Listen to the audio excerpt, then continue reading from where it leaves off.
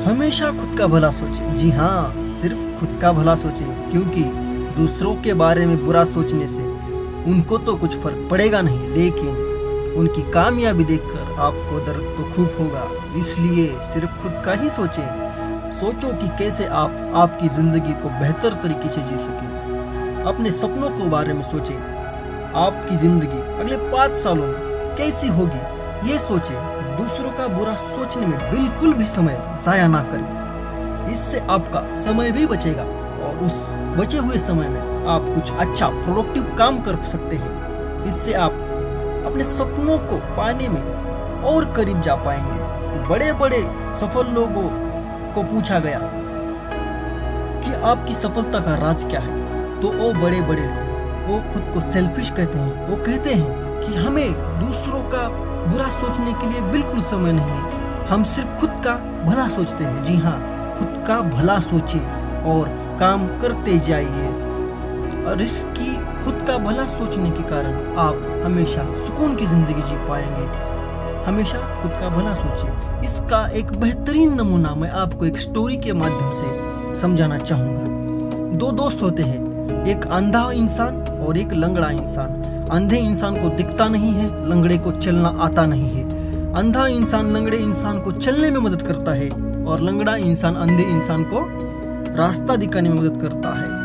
वो दोनों बहुत अच्छे दोस्त होते हैं। एक दिन उनका झगड़ा हो जाता है। अंधा इंसान दूसरों का बुरा कहता जाता है, लेकिन वो जो लंगड़ा इंसान होता है वो हमेशा खुद के बारे में, खुद की जिंदगी कैसी होनी चाहिए, ऐसा वैसा बोलता रहता है। एक दिन उनका झगड़ा हो जाता है और वो रास्ते पे, फुटपाथ पे अलग अलग जगह पे सो रहे होते हैं।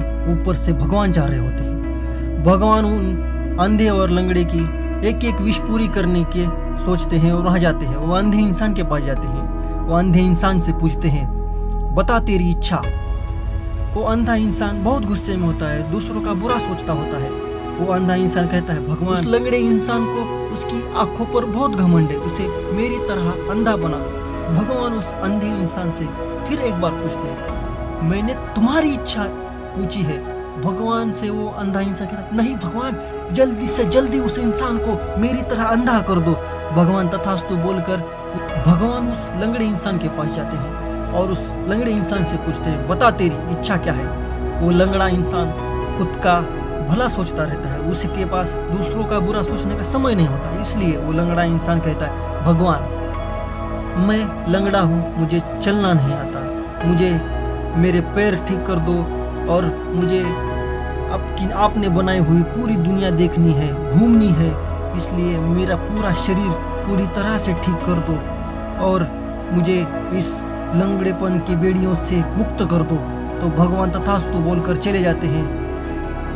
स्टोरी का मोरल ये कहता है कि जो अंधा इंसान दूसरों का बुरा सोचता था वो अंधा ही रह गया, उसने उसकी अपॉर्चुनिटी देखी ही नहीं। लेकिन वो जो लंगड़ा इंसान खुद का भला सोचता था, उसने उस अपॉर्चुनिटी का पूरी तरह से फायदा उठाया और वो अब पूरी तरह से अच्छी जिंदगी जी रहा है। असल जिंदगी में भी कुछ ऐसा ही होता है। हम दूसरों का बुरा सोचने में इतना व्यस्त हो जाते हैं कि हम अपनी अपॉर्चुनिटी देख ही नहीं पाते। इसलिए खुद का भला सोचें। चाहे लोग आपको सेल्फिश कहें, लेकिन आप सिर्फ खुद का सोचें।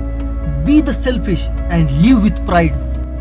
अगर वीडियो अच्छा लगा हो तो लाइक करना, कमेंट करके हमें ज़रूर बताना और अपने दोस्तों के साथ शेयर करना और चैनल को सब्सक्राइब ज़रूर करना।